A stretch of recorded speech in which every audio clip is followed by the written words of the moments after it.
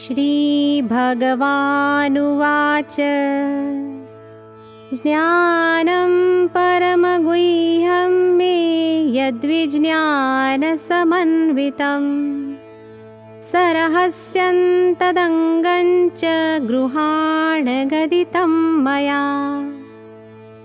श्री भगवान बोले, हे चतुरानन, मेरा जो ज्ञान परम गौप्य है, विज्ञान से युक्त है और भक्ति के सहित है, उसको और उसके साधन को मैं कहता हूँ, सुनो। यावानहै यथा भावो यद्रूपगुणकर्मकः तथैव तत्त्वविज्ञानमस्तु ते मदनुग्रहात्। मेरे जितने स्वरूप है, जिस प्रकार मेरी सत्ता है और जो मेरे रूप गुण कर्म हैं, मेरी कृपा से तुम उसी प्रकार तत्व का विज्ञान हो। अहमेवासमेवाग्रे नान्यद्यत् सदसत्परम् पश्चादहं यदेतच्च यो वशिष्येत सोऽस्म्यहम्। श्री भगवान कहते हैं, सृष्टि के आरंभ होने से पहले केवल मैं ही था। सत्य भी मैं था और असत्य भी मैं था। मेरे अतिरिक्त अन्य कुछ भी नहीं था। सृष्टि का अंत होने के बाद भी केवल मैं ही रहता हूँ। यह चर अचर सृष्टि स्वरूप केवल मैं हूँ, और जो कुछ इस सृष्टि में दिव्य रूप से स्थित है, वह भी मैं हूँ। प्रलय होने के बाद जो कुछ बचा रहता है, वह भी मैं ही होता हूँ। ऋतेर्थे यत् प्रतीयेत न प्रतीयेत चात्मनि तद्विद्यादात्मनो मायाय यथा भासो यथा तमः। जिसके कारण आत्मा में वास्तविक अर्थ के न रहते हुए भी उसकी प्रतीति हो और अर्थ के रहते हुए भी उसकी प्रतीति न हो, उसी को मेरी माया जानो।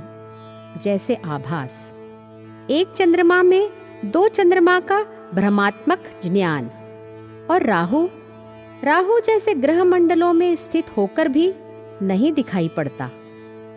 यथा महान्ति भूतानि भूतेषु चावचेष्वनु प्रविष्टान्यप्रविष्टानि तथा तेषु न तेष्वहम्।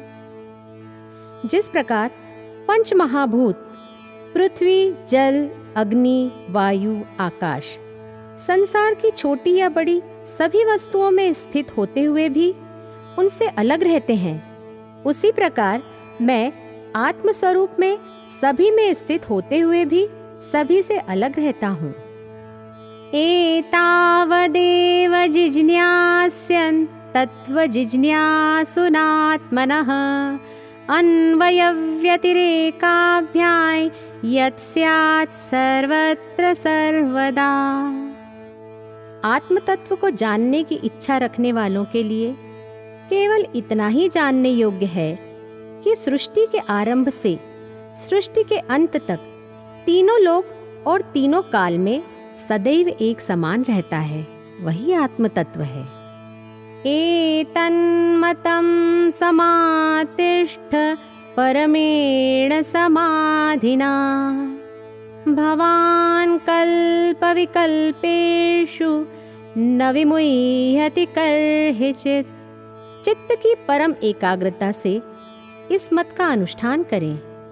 कल्प की विविध सृष्टियों में आपको कभी भी कर्तापन का अभिमान न होगा। हरि ओम तत्सत् इति श्रीमद्भागवते महापुराणेष्टादशसाहस्रयां संहितायां वैयासिक्यां द्वितीयस्कन्धे भगवद्ब्रह्मसंवादे चतुश्लोकी भागवतं समाप्तम्।